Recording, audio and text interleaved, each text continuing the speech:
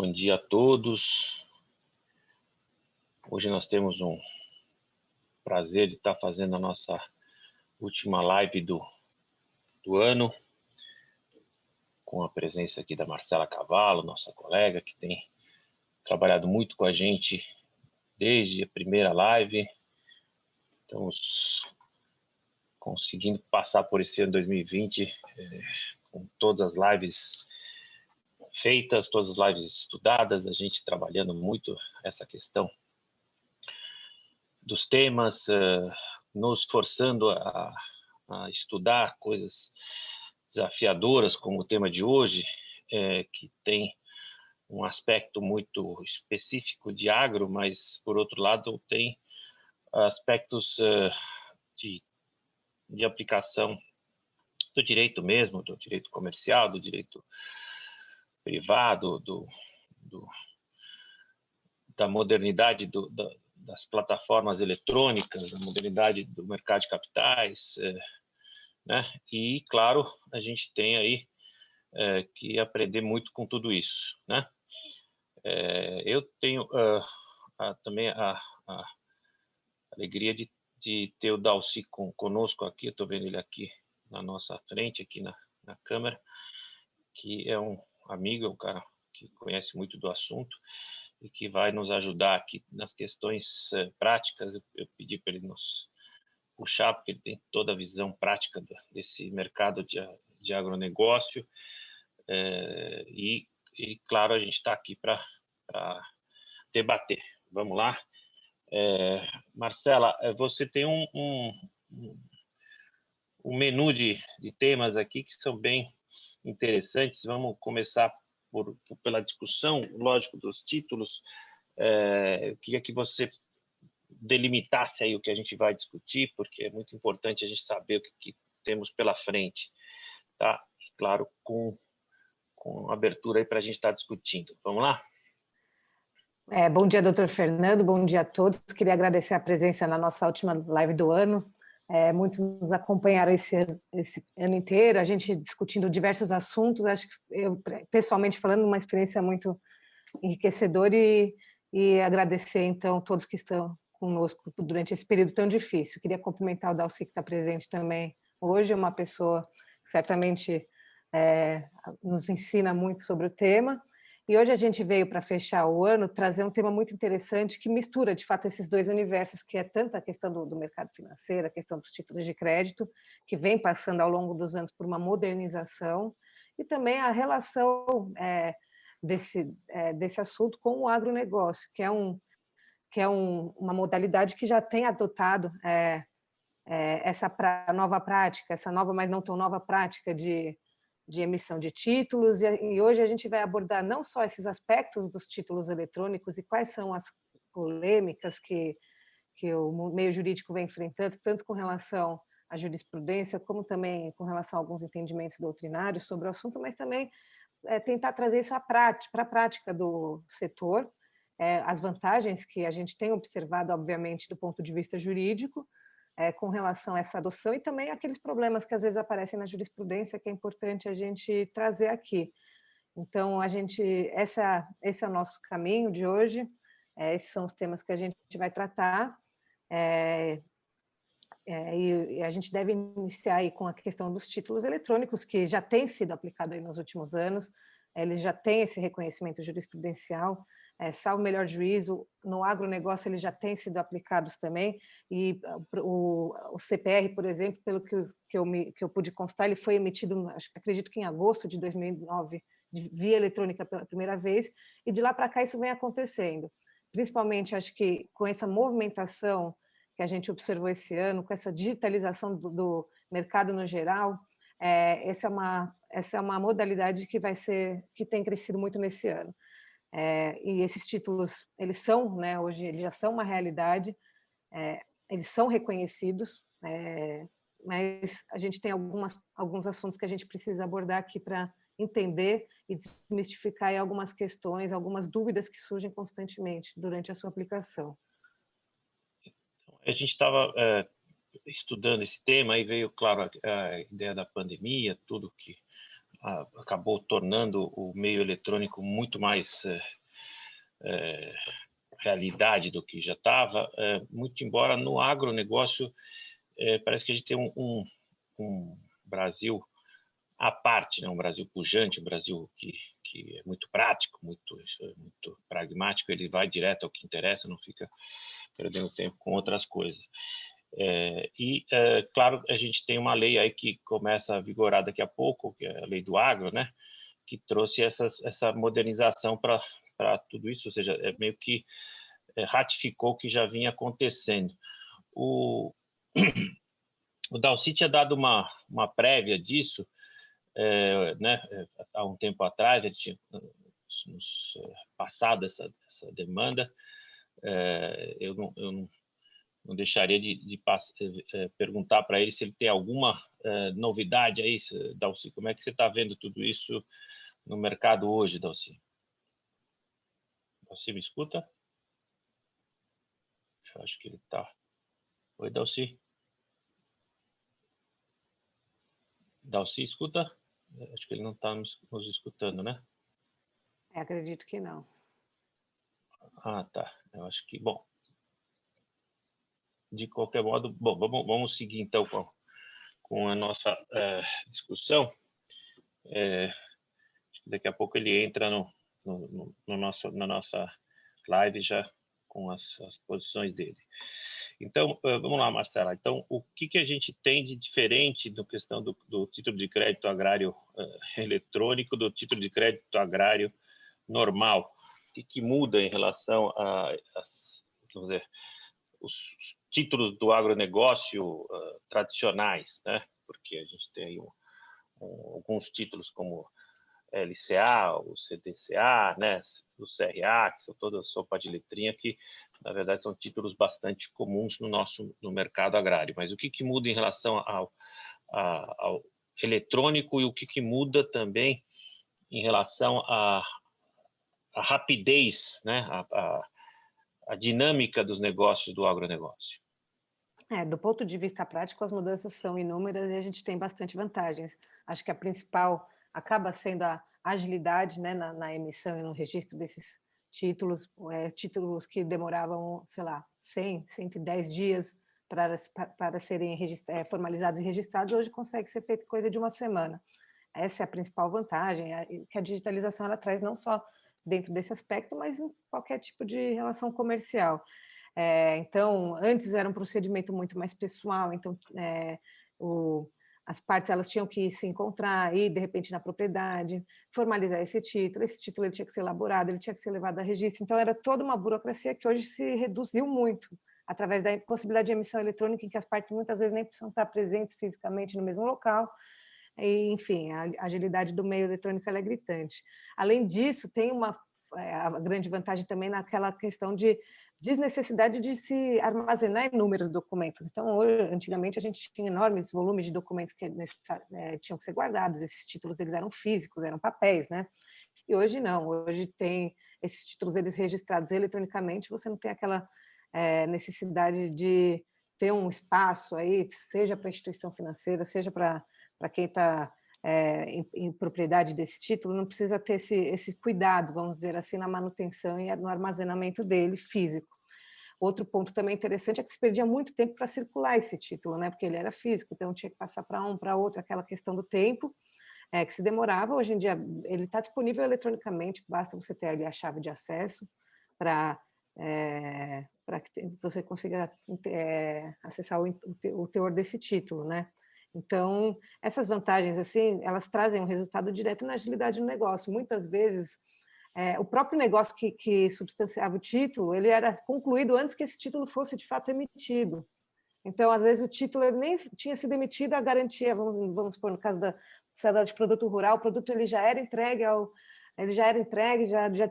título já tinha cumprido sua função e muitas vezes nem tinha sido emitido. Então, acabava sendo uma formalidade, vamos dizer assim, a emissão, mas que a finalidade propriamente dita, que é de dar segurança para aquela operação, dar lastro para aquilo que está sendo feito, na prática, ela não ocorria, porque você não tinha o título, ele não estava formalizado por conta do tempo, né? Ele não tinha nascido, vamos dizer assim. Então, essas vantagens, elas impulsionam o negócio, né? Porque você consegue hoje, com mais agilidade, despender seu tempo em outras atividades, você consegue ter esse título emitido em um tempo bem razoável, e isso também acaba gerando segurança para quem está nessa relação comercial. Então, eu tenho algumas dúvidas que eu vou te passando, porque isso é um negócio muito complexo e, ao mesmo tempo, muito desafiador. Né? Então, a primeira questão que está esclarecida para mim é que tudo pode ser eletrônico, ou grande parte desses títulos que a gente conhece podem ser eletrônicos, né? Então não tem mais papel, ou claro, sempre pode ter papel, mas pode tudo ter papel e eletrônico, ou eletrônico e o papel fica em segundo plano. Tá? Agora, quando você falou em código, né, aí a gente entra na questão mais desafiadora. O código de acesso pode ser um blockchain, ou seja, uma sequência numérica que vai te dando toda o ingresso e a garantia de como eu posso dizer, de autenticidade, né? Porque até no crédito, no título de crédito rural, sempre, aliás, como um título de crédito qualquer, desde que o mundo é mundo, o grande problema era a autenticidade, né? Então você tinha que saber quem que assinou, por que assinou, se assinou, quem assinou representa, se teve endosso, não teve endosso, aquelas aulas de direito comercial lá da faculdade, que eram sempre muito chatas, a gente falava, o que é endosso, endosso é isso, endosso é aquilo, e a gente ficava olhando para o céu e o professor falando. Mas é lógico que num ambiente tão importante como o agrícola, a gente tem essa preocupação, tá bom, o que isso muda no eletrônico? Eu consigo me certificar que o título é válido, não precisa porque o mercado aceita normalmente, ou seja, já acontece normalmente, e mais do que isso ainda tem as garantias da securitização, ou seja, tem uma outra leva de agentes do mercado que trabalham com esses títulos, garantem esses títulos e os transformam em títulos do mercado financeiro de capitais. Funciona desse jeito? Como é que você vê a parte eletrônica disso? Como é que está acontecendo na prática isso? Evidentemente que para esses títulos eles cumprirem toda a função deles, garantindo a segurança e os requisitos que a própria lei imputam, né, aos títulos de crédito, existe todo um cenário tecnológico que é necessário. Então, assim, a gente sabe que, por exemplo, a assinatura é um dos requisitos importantíssimos dentro de um título, como que isso é feito eletronicamente. Então, hoje em dia, salvo o melhor juízo, evidentemente que a tecnologia ela voa, né, ela não anda, ela voa, então a gente pode até já ter outras maneiras que ainda não estão muito acessíveis, mas hoje em dia esses títulos eles são emitidos através de chaves de acesso, né, que podem ser ou senhas eletrônicas ou as assinaturas digitais, que isso já é bem utilizado, né, em vários setores. Então, e essas assinaturas elas já têm um reconhecimento, né, elas são reconhecidas como legítimas e válidas. Isso nem é uma discussão, mas hoje em dia já é consolidado o reconhecimento dessas assinaturas digitais. Evidentemente, honestamente, eu não sei aqui explicar como funciona a tecnologia por trás disso, mas essas Tem assinaturas... até biometria, né? Diz que tem Exato, biometria, pode ter biometria, então isso é muito dinâmico, faz com que a gente ganhe celeridade, né? Então, o que me preocupa aqui é o que a gente ganhou, por um lado, de rapidez, e, por outro lado, gera uma certa dúvida se o mercado vai trabalhar com tanta agilidade, tanta informalidade. Porque no meio dessa briga toda tem os cartórios, né? Então, os cartórios de imóveis não foram convidados para essa festa. E eu lembro que eu tenho até um colega de classe lá que foi prestar concurso para ganhar um cartório, e ele escolheu o cartório de registro de imóveis lá em Goiás, justamente porque lá é que tem uma movimentação muito grande em termos de títulos de crédito.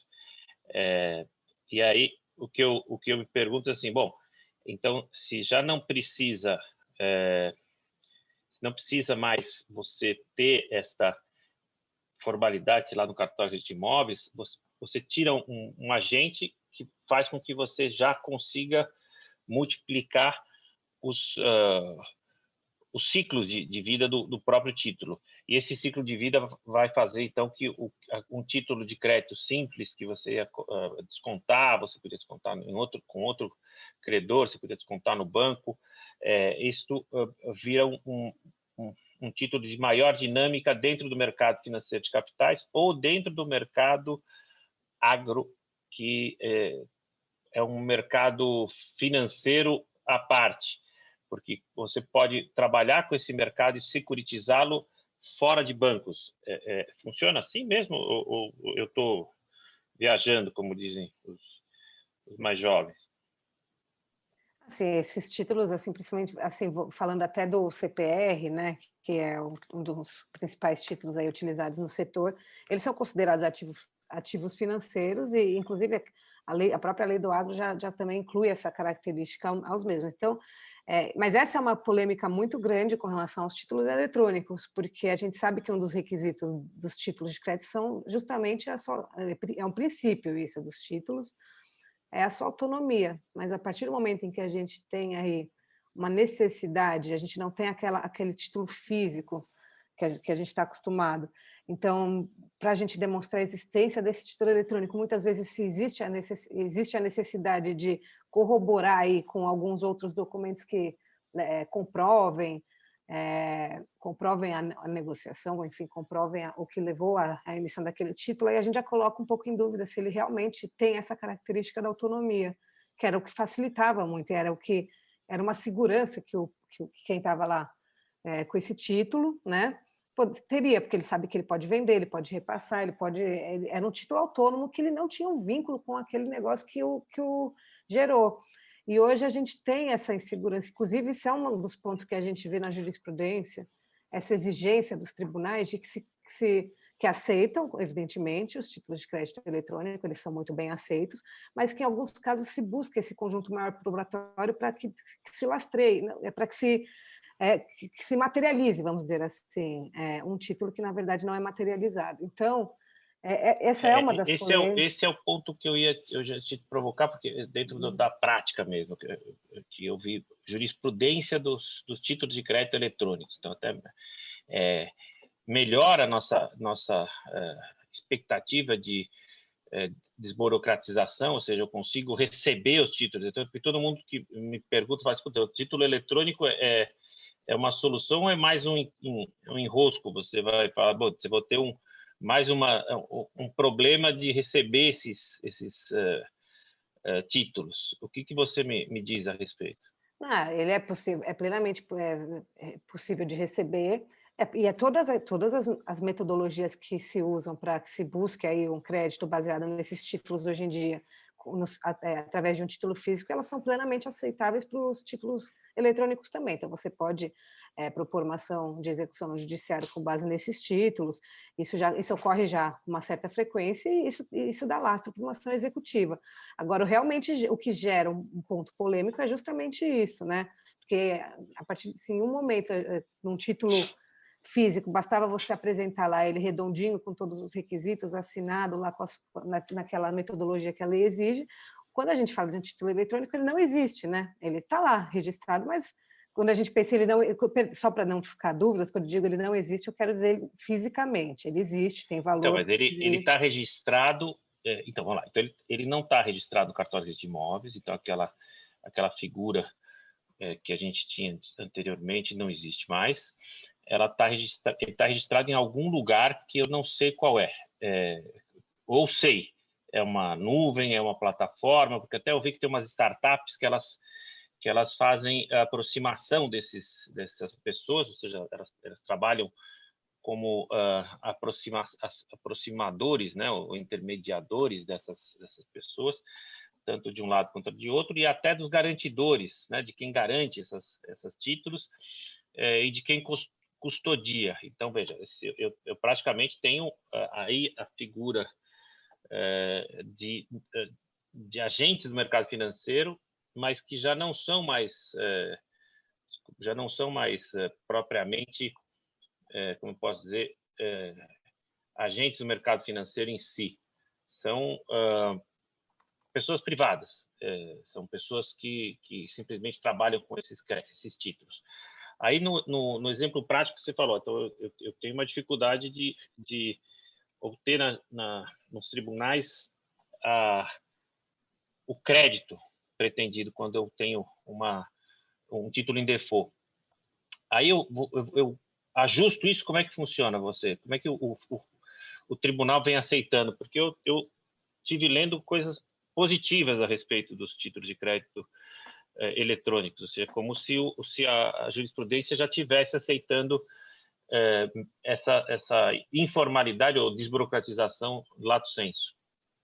Sim, realmente a jurisprudência vem sendo bem positiva nesse aspecto. A aceitação ela é tranquila já na jurisprudência. O que se gera às vezes uma outra dúvida é como que se vai materializar aquele título eletrônico nos autos, né? Então a gente precisa evidentemente apresentar um documento que comprove a existência daquele título, né? O título a gente não tem como apresentá-lo por ele ser eletrônico. Então, assim, a gente vê casos, por exemplo, até fugindo um pouco da questão do agro, isso serve para qualquer título, mas duplicatas eletrônicas que são materializadas em ações executivas pela própria nota fiscal. Então, isso acaba acontecendo na jurisprudência, em que a gente precisa utilizar outro documento que demonstre a existência daquele título de crédito. A duplicata é um exemplo bom disso, porque hoje em dia as duplicatas são todas eletrônicas, assim, então... E mesmo assim a gente tem buscado, isso já é bem conhecido da jurisprudência, que a gente comprova com outros documentos que demonstram a existência daquele título eletrônico. E o mesmo vai funcionar nesses casos. Então, uma certidão que demonstre o registro daquele título, ou até um documento que demonstre a realização do negócio que embasa aquele título.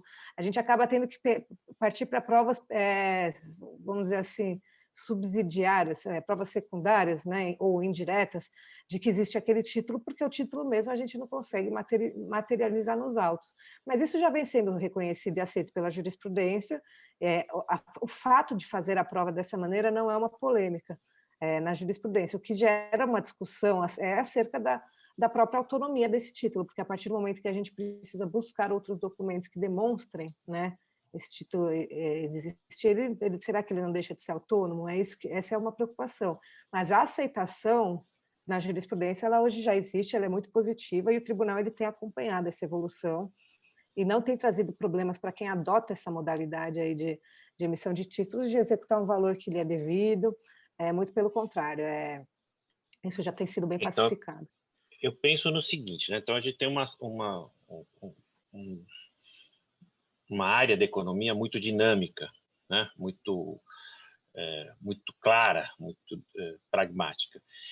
E ela não espera os tribunais, ela já avança, porque, veja, eu estou vendo, inclusive, as startups, elas trabalham com blockchain, então o blockchain certifica o documento, certifica as partes, e tudo isso está assim, absolutamente gravado, vamos dizer assim, com elementos anti-fraude, né? Porque como o bloco é da blockchain, cada pedaço da pizza está em um lugar diferente do mundo. E depois tem micro pedaços que, se forem montar de novo a pizza inteira, mesmo que ocorra algum problema de hacker, qualquer um com a sequência de dados numéricos consegue remontar isso e assim garantir que o título funcione. Então, o título tem uma garantia de autenticidade até melhor do que o título papel. Tem as partes que garantem o título e tem as partes que securitizam o título. Então, dentro desse mercado de crédito, desde o microcrédito até o crédito mais vultoso, você tem a transparência, você tem o crédito visível, você tem a transparência da transação, você tem o blockchain na formalização desses títulos e você tem os FIIs de transação, ou seja, o que são já entra a questão tributária, mas são os valores que são cobrados em cada transação. Aí você tem, na sequência, a securitização, ou seja, alguém transforma isso num título garantido, num retítulo, isso ganha dinamismo, ou seja, a não ser que você tenha um default em algum momento da operação, ou como aconteceu em 2008 nos Estados Unidos, ou seja, que alguém puxa a corda e cai o castelo de cartas, justamente porque é um mercado muito alavancado, você vai ter uma tranquilidade na operação, porque você está sempre lidando com, no caso brasileiro, com o mercado de exportação, né? Então, boa parte do agro, ou, vamos dizer, a maior parte do agro trabalha com exportação. Então, são todos títulos que, em algum momento, serão transformados em realidade. Casos como aconteceu no passado, até no mercado de futuros, ainda na BMF, que você chegava, puxava a corda e você ia ver, não tinha nenhuma laranja plantada, não tinha nenhuma cana de açúcar plantada, não tinha nada que algodão. Então, você tinha vários casos na jurisprudência sobre fraude nos títulos de crédito rural. Hoje, acho que essa possibilidade é menor, mas a discussão dos tribunais me interessa, porque, assim vou voltar para você, a discussão do mercado de crédito rural na jurisprudência é de aceitação desta formalização a posteriori, ou de uma prova que vai aparecer lá na frente, ou seja, porque o título já está negociado, né? Então, ele está negociado, garantido e renegociado.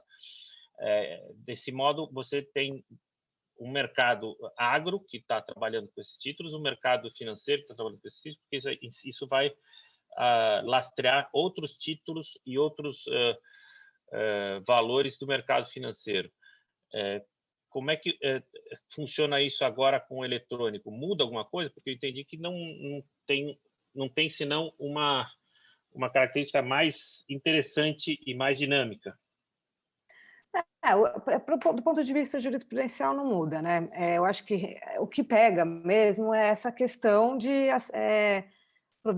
eu mencionei, mas assim, o entendimento é exatamente o mesmo. Na prática, existe a dinâmica do reconhecimento do título, ele tem a autenticidade, inclusive, isso até reforçar aqui um ponto que o senhor trouxe, que eles muitas vezes são muito mais seguros do que os títulos anteriores.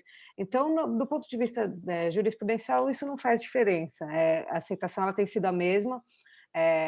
Evidentemente que quando a gente fala de algumas espécies de obrigações, principalmente quando a gente olha para o título de crédito, a gente precisa que os requisitos, né, da lei de execução sejam cumpridos para que se possa buscar ali um recebimento através desse meio, mas isso não isenta a possibilidade de propositura de outras ações judiciais que têm o mesmo fim, mas às vezes elas buscam um caminho um pouco mais buscado para a produção de provas, né, porque a ação executiva, pela própria natureza dela, ela não é uma ação de conhecimento, né, ela é uma ação de execução.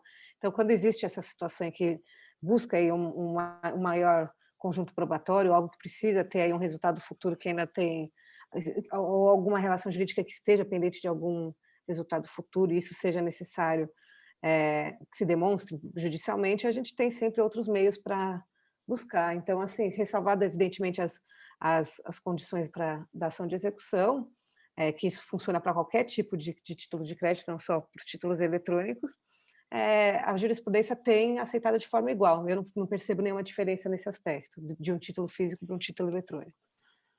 Então, o que eu achei legal da conversão da chamada MP do agro é que você criou um fundo garantidor específico para o mercado agrícola, né? Então, a gente tem um fundo garantidor do mercado bancário, né? Dos bancos, né? Que salvou aí alguns bancos e possibilitou a venda de outras instituições financeiras, como a instituição financeira do Silvio Santos, né? Então, que é o caso mais famoso da última década, que era houve uma fraude, aí ele entra o mercado, entra o fundo garantidor, garante os pequenos investidores e, ao garantir esses pequenos investidores, cria um ambiente de negócios possível para vir um outro agente financeiro e comprar os ativos e os passivos existentes, com uma certa alavancagem, né? E esse Instituto do Mercado Agrário, que eu achei bem interessante, que é o Fundo Garantidor Solidário, dá esta vantagem a mais para os títulos de crédito rurais, os títulos de crédito eletrônicos, além do patrimônio de afetação, que a gente ouve falar muito no mercado de imobiliário, que praticamente fez o mercado reviver num momento muito desafiador, quando quebraram construtoras grandes, né, que estabeleceu um marco civil para o mercado imobiliário. Agora, no rural, você tem essas duas novidades. O que isso impacta em termos vamos dizer, do contencioso civil que você navega, o que isso impacta? Você tem um elemento de quem cobrar, você tem mais uma pessoa para você ir buscar o teu dinheiro, você tem, em cima dessa pessoa, graças a esse fundo garantidor, você tem um ambiente para buscar outros garantidores. Como é que vai isso acontecer na prática? Isso vai trazer mais segurança, né, para o credor. Então, você tem aí a possibilidade de garantir esse título. Na prática, o resultado é justamente esse. Você tem uma segurança maior e o que acaba trazendo uma efetividade aí nas cobranças. Então, a partir do momento que você tem uma garantia, seja através do fundo, seja através do que tem sido chamado de patrimônio de afetação por essa lei, isso gera, isso é possível que dentro de um contencioso você busque a satisfação do seu crédito através desses meios, na hipótese do meio convencional, né, a cobrança de quem emitiu o título não seja frutífera. Então, isso dá mais segurança, torna o resultado do processo, de um eventual processo judicial, mais eficaz, né? Então, porque a gente tem muito, em situações de ações de execução, muito aquela situação em que você tem a razão, mas você não consegue levantar o valor, seja por falta de patrimônio da outra parte, seja por N motivos, né? O famoso ganhou e não levou, mas com isso você tem uma segurança maior. Então, do ponto de vista de contencioso, você pode buscar, sim, a satisfação do seu crédito, tanto através da execução dessas garantias que podem ser dadas na emissão do título, como também em busca do fundo garantidor também, que acredito que vai prestar esse papel. Então, aí tem um ponto interessante que é a questão do patrimônio de afetação, né? O patrimônio de afetação, no ambiente do direito imobiliário, trouxe uma segurança maior, tanto para o empreendedor quanto para o financiador do empreendimento, além, claro, do consumidor, né? Então, quem fica com a ponta, quem compra o imóvel. Nesse caso do regime de afetação do patrimônio rural, me veio à cabeça um estudo que é muito antigo sobre o bem de família rural, né? O bem de família, porque o bem de família não nasceu no ambiente urbano, o bem de família nasceu no ambiente rural, justamente porque você usava vários títulos de crédito para garantir as suas safras, né? E quando você ia ver, você não tinha mais fazenda. Ou quem era dona da fazenda ia ver que a fazenda já pertencia a alguém que não era a pessoa, né? Então, isso é história, né? Você vê até em filme, novela, né? Quando isto vem à tona. O que acontece com o patrimônio de afetação? Você, no ambiente rural, você afeta tudo, afeta a parte? Como é que funciona isso? A lei ela define lá o que pode ser considerado esse bem de afetação, né? Então, existe lá os requisitos, e dentro desses requisitos, evidentemente que eles podem sim ser usados nesse intuito. Agora, O interessante é que isso é uma coisa que a gente vai acompanhar na prática, é como isso vai se aplicar dentro de um conflito com outras legislações, como até o próprio Código de Processo, Código Civil, a questão da proteção dos bens de família. Então, existe essa necessidade de que você não pode, evidentemente, sobrepor aí uma legislação que também protege esses patrimônios. Esse é um ponto que vai ser provavelmente objeto de discussão na jurisprudência, mas que eu entendo que deve prevalecer a proteção e a segurança. Mas já não é, Marcela, já não tem essa discussão, porque veja, a gente está falando de existe essa discussão, uma fazenda, né? Então você tem uma fazenda que você tem a casa da fazenda, você tem a área de plantio, né? A área de leite, né? Então você tem vários negócios dentro de uma fazenda. E você também tem várias propriedades. Quando você vai ver uma fazenda, você vai falar, você olha para a fazenda, parece uma coisa só, né? Você até, né, tem lá aquela cerca que você não vê no horizonte, mas você vai ver no cartório de imóveis, são várias matrículas que estão na mesma propriedade rural. Então, dentro do mercado o mercado agrícola, você tem esta interessante figura da afetação, porque você vai colocando dentro dos títulos em jogo no mercado, você fala, olha, aqui tem um patrimônio de afetação que garante um determinado título, que é até mensurável, embora ele não esteja desmembrado efetivamente em matrículas, ou esteja desmembrado, mas com uma inexatidão de dimensões, porque também é uma outra coisa, né? Você vai ver uma matrícula no interior, né? Ou no mercado, você vai ver uma matrícula, ela não corresponde ao que efetivamente existe, até pela antiguidade, pela burocracia em si. Então, o que eu achei interessante dessa lei é que você pode desafiar, e inclusive pode desafiar questões ancestrais, como a questão do bem de família, porque o bem de família antes era legado toda a fazenda. Agora, o bem de família ele fica circunscrito à área de habitação. Então, você vê que as famílias que garantem a sua propriedade, às vezes fica até fora da fazenda, né? A fazenda vai para alguém e eles ficam só com a casa da fazenda como propriedade, vamos dizer, impassível de execução. Esse patrimônio de afetação, então, para mim, ele traz essa dinâmica, né? Ele vai trabalhar com uma certeza melhor para o mercado, que é bom para todo mundo, né? Ah, sim, com certeza. E é interessante assim deixar claro que a própria lei do agro ela traz essa ressalva, né? Quando ela limita o que pode ser usado como bem de afetação, que ela traz essa ressalva de que o bem de família não pode, mas é exatamente essa discussão que existe. A gente vê esse conceito de bem de família ser constantemente objeto de discussão judicial, e antes o que era um conceito muito mais amplo, que era toda a propriedade, hoje a gente já vê que ele foi um pouco enxugado ao longo dos anos. Isso eu digo nem só no âmbito de fita da propriedade rural, na própria propriedade urbana, esse conceito de bem de família ele vem sofrendo algumas alterações. Então, é interessante ver, e isso essa delimitação é que vai ser o ponto um pouco crítico. Então, hoje a gente tem, jurisprudencialmente falando, que o bem de família é a construção, é aquela casa, que lá você é o bem de família, não toda a propriedade. E dentro da realidade dos imóveis rurais, a gente tem muito esse problema que não tem, né?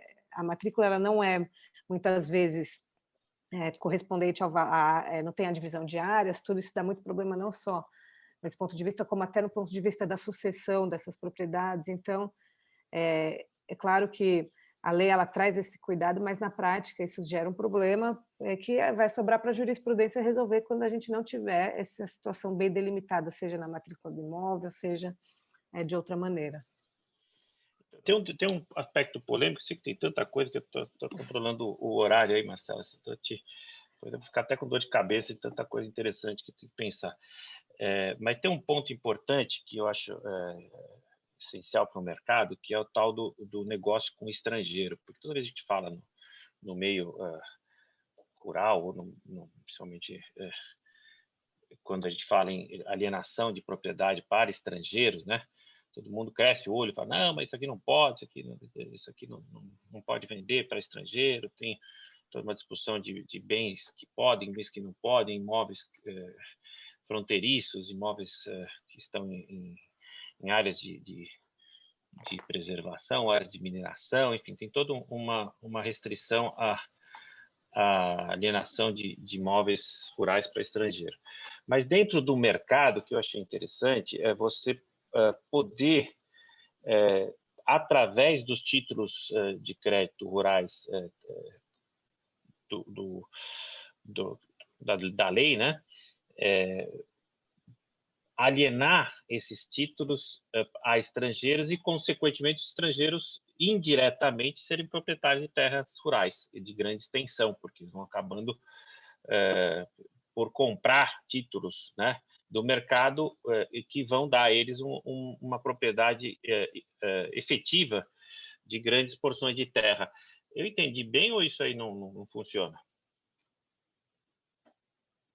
De fato, esse também é um outro ponto polêmico. A gente tem esses títulos, eles são tratados como ativos financeiros e eles, né, dentro da própria natureza, eles possuem autonomia para serem negociados da forma, evidentemente dentro daquilo que a lei autoriza, mas de forma autônoma. Existe essa polêmica com relação à possibilidade de aquisição, ainda que de forma indireta, de terras por empresas estrangeiras. E, de fato, é um assunto muito delicado, porque, ao mesmo tempo que a gente tem algumas situações em que, como é que eu posso dizer, em que isso, né, gera um problema interno, até pensando no próprio, né, no próprio Brasil, ao mesmo tempo existe essa situação, essa possibilidade de fazer negócio com esse título de crédito, né, da forma como pela própria natureza dele, da forma autônoma. Então, é difícil mesmo, Eu penso nem o sei seguinte, muito bem como resolver isso. quando a gente fala em título, a gente fala em estrangeiro, pode ser eu mesmo, né? Eu posso pegar meu capital de forma lícita, né? Obviamente, levar para o exterior e no exterior voltar a investir no Brasil, certo? Por fundos ou pela própria estrutura societária que eu estabeleça lá fora.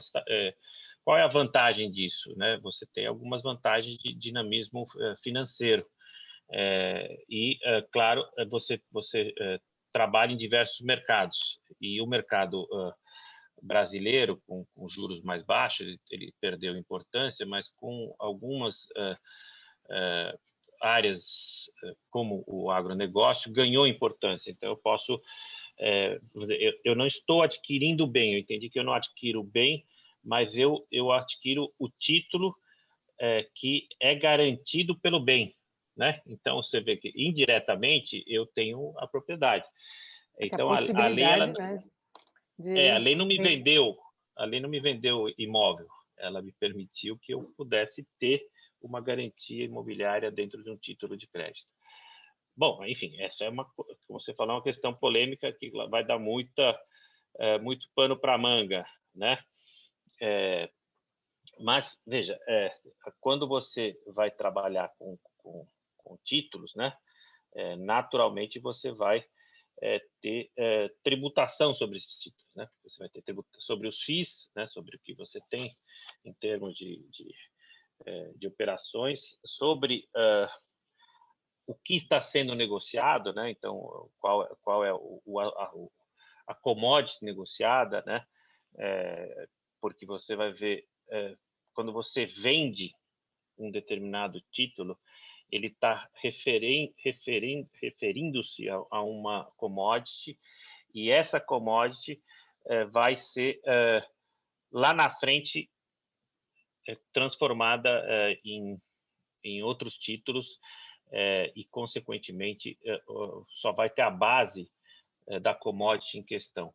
Então, aqui você se pergunta, bom, mas qual é o momento da tributação desses ativos, né? Quando você tem quando você tem o gatilho para pagar PIS/COFINS, para pagar imposto de renda, para pagar IOF, se é que tem IOF, né? Quando tem câmbio, se é o IOF crédito, porque aí você vai ver que dentro da lógica, né, dos títulos de crédito, você vai ter tributação sobre o consumo, tributação sobre as transações. E essas transações acontecem num determinado momento de liquidação, né, do título agrícola, que vai ser transformado em commodity, ou que o commodity alienado já está lá para trás e o título está lá na frente, porque ele é securitizado. Então, você está trabalhando com realidades diferentes, mas quando você, que é uma discussão do biodiesel, né, quando você vai falar uma commodity, um tipo de título que é lastreado e que é muito importante no mercado agrícola, né? O biodiesel. O biodiesel é uma matriz energética que ela gera uma série de ativos, inclusive ativos de natureza ambiental, e sobre esse ativo biodiesel são emitidos diversos títulos. Agora, quando que esse biodiesel se torna realidade, ele é tributável. Mas eu posso considerar que a venda deste produto é o fato gerador do PIS/COFINS para esta natureza. Então, você tem a venda do produto e a negociação do título lastreado nesse produto. Então, você tem diferentes tributos gerando receita sobre as riquezas de mercado financeiro e a riqueza de mercado agrícola. Com isso, você vai ter na emissão de título eletrônico, um negócio interessantíssimo, porque lida com até a polêmica do PIX, que a gente já tratou em outra live, ele faz com que toda a liquidez aconteça com maior rapidez, né? Então, a liquidez da operação de agrobusiness e a liquidez dos títulos de crédito. Como você está negociando tudo eletronicamente, você reduz, né, pelo que eu pude ler na literatura disponível, você reduz o título de crédito de 80 para 3 dias, ou sei lá, pouquíssimos dias na questão do título de crédito. Consequentemente, você coloca um fato gerador dos impostos decorrentes dessas transações quase instantâneo, porque independe da venda do produto em si. Eu confesso a vocês que eu estou um pouco surpreso com tudo isso, porque, claro, vai haver uma revolução na liquidação dos tributos decorrentes das transações do mercado agrícola. Tive conversando até com um especialista que é um amigo meu, que ele fala, olha, Fernando, eu não sei como isso vai parar. Eu sei que aqui no mercado tributário do agrobusiness, isso ainda está em discussão, porque gera diversas consequências para quem vende, para quem compra, para o mercado como um todo, porque isso é transladável. Então, se você colocar esse exemplo do biodiesel, a incidência do PIS/COFINS sobre a venda do biodiesel, ele vai impactar até a geração dos títulos que estão envolvidos. Então, a gente vai ter bastante dificuldade de quantificar isso, mas o mercado absorve de forma que ele vai passar em algum momento, né? Não vai ficar na mão de uma pessoa, ele não vai morrer com o produtor rural, ele vai virar um custo, um tributo regressivo que é bastante absorvido no mercado, porque quando você põe a diferença de FIIs nas transações e as diferenças de ganho na securitização, os tributos eles são todos absorvidos e às vezes eles são acrescidos. Eu tenho dúvidas quando você consegue identificar esses tributos na seara eletrônica, mas eu não duvido que a inteligência artificial vai chegar nesse aspecto e de forma muito categórica, porque se identifica os títulos de crédito e dá certeza a quem paga e quem recebe, por que não a questão tributária? Então, esse é um aspecto que, claro, a gente está vendo a legislação ser alterada, né? Porque justamente o PIS/COFINS do biodiesel ele foi tratado na lei do agro, mas eu acho que qualquer alteração, tanto em leis do ICMS, que no mercado agrícola existe muito diferimento, podem ser encurtados, porque como toda essa cadeia ela é muito longa, eu posso encurtá-la através dos próprios títulos eletrônicos ou da própria liquidação dos títulos eletrônicos com blockchain. Não sei se você vê também, né, nesse ambiente, Marcela, um aspecto que facilite também vamos dizer, a condenação dos mal pagadores, porque eu imagino, você hoje para citar um cara, você às vezes demora anos, né? Com o que o mercado de título agrícola pode trazer de certeza e até de cortar caminho em termos de recepção dos títulos. Você acha que também vai acontecer isso no mercado jurídico, ou a gente vai conseguir continuar com esse processo de 10 anos, 15 anos, em que você não recebe?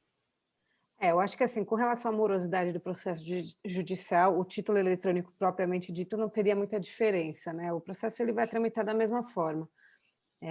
Até me arrisco a dizer que em alguns casos pode até ter um problema em uma demora maior, dependendo da necessidade de um conjunto probatório um pouco mais complexo para que se demonstre aquele título, como eu falei, né? Pelo fato da gente não ter um título em papel materializado ali para demonstrar. Mas eu acho que isso é evidentemente quando a gente pensa em processo judicial em que a coisa já desandou, né? Obviamente, o título eletrônico ele tem inúmeras vantagens em questão de agilidade de negócios, principalmente com relação às garantias em que a nova lei do agro ela vai autorizar também que se permita. Então, às vezes, assim, quando a gente pensa em morosidade, eu não vejo muita diferença, honestamente falando, mas eu acho que em eficácia, sim, porque esse título, ele com certeza vai dar mais possibilidades para o credor de que ele receba aquele valor buscado, porque tanto pela questão da agilidade do negócio, em que acho que com um efeito colateral a gente vai ter aí mais movimentação, né, e que isso gera mais dinheiro e tudo mais. Segundo, também pelo fato desses títulos estarem de fato garantidos, né, ter a possibilidade deles estarem garantidos. E a garantia ela traz vantagens para todas as partes, mas principalmente para o credor quando ele não consegue receber o valor, né, no tempo estipulado. Então temos boas perspectivas. Voltando só um pouco para a questão tributária, é importante que a gente veja que as regras tributárias para o mercado de títulos agrários podem ser específicas justamente para abranger esta celeridade e esta especificidade do mercado agrícola como um todo, principalmente dos créditos que a gente mencionou rapidamente. Claro, são muitos títulos de crédito bancários do agro e que nos trazem esta dificuldade até de fazer uma previsão. Mas eu entendo que dentro desse mercado a gente vai ter uma tributação específica, a gente vai poder ter uma tributação específica para os títulos que são considerados, vamos dizer, de natureza ambiental, né? Ou seja, aqui tem os créditos de carbono, né? Os créditos que dão aí para você compensar desmatamento, para você compensar problemas ambientais, que também é um tema muito complexo e que chama a atenção até dos mercados internacionais. Então, veja, eu estou particularmente satisfeito com essa nossa discussão, Marcela, embora a gente saia com tantas incógnitas quanto a gente entrou, né? A gente podia ter optado sempre por um tema mais fácil, mas não seríamos nós se fizéssemos isso, porque os temas mais complexos são aqueles que mais nos atiram para pensar. Eu tendo a a imaginar que no ano que vem a gente vai ter mais desafios, né? Mais desafios dessa natureza para a gente se embrenhar na discussão. Eu vejo que nós estamos fechando esse ano com chave de ouro com essa última live. Eu vejo que nosso tempo está esgotado também. Eu queria te agradecer mais uma vez por estar conosco em todos esses lives, por nos puxar para pensar nesses temas malucos que a gente traz para o debate e que são tão bacanas para a gente discutir durante essa hora aqui. E vamos colocar isso no papel, vamos colocar isso também para informar nossos clientes, nossos colegas, aqueles que estão com a gente todos aqui presentes. Eu queria desejar a todos um Feliz Natal e um próspero Ano Novo. Nós voltamos em janeiro com as nossas lives, todos vão ser informados. Tenham muita paz e muita serenidade na passagem de ano. Cuidem-se bem e fiquem bem todos. Marcela, obrigado, viu? Mais uma vez. Muito obrigado, senhor. Doutor Fernando, queria agradecer a todos os presentes e desejar um excelente Natal, um próspero Ano Novo, que o ano que vem seja um ano muito positivo para todos nós, depois de um ano tão difícil como foi 2020. Então, tá ótimo. Um abraço a todos. Fiquem bem. Até a próxima.